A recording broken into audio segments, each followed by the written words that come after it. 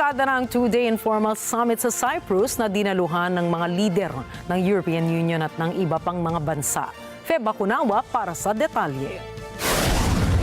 Nagtipon-tipon sa Cyprus ang ilang European Union o EU leaders para sa two-day informal summit ukol sa nagaganap na digmaan sa pagitan ng Russia at Ukraine.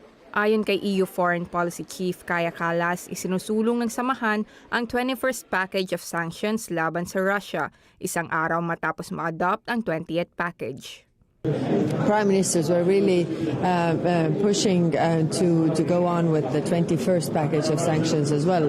It sends a very clear signal to Russia that they can't outweigh us. It also sends a clear signal to Russia that Ukraine is more important to us than it is to them, and we will keep on supporting them. Samantala, aprobado na ng EU ang 90 billion euro loan sa Ukraine na kayang matustusan ang 2/3 na pangangailangan ng bansa sa susunod na 2 taon. Nagpaabot naman ng pasasalamat si Ukrainian President Volodymyr Zelensky sa suporta na natatanggap mula sa EU.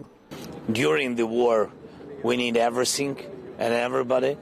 And of course, we're very thankful to Europe. They are the biggest donators.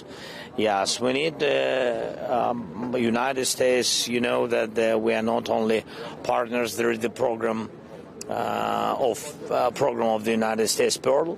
And we need anti-ballistic missiles. Nagsidatingan naman na ang mga leader ng Egypt, Jordan, Lebanon, Syria at ng Gulf Cooperation Council para sa ikalawang araw ng summit. Inaasahang sa sentro ang usapin ukol sa giyera sa Middle East, ang pagtugon sa pandaigdigang krisis sa langis at ang long-term budget ng European Union. Feba Cunawa para sa Mata ng Agila International. Trusted, connected, on point.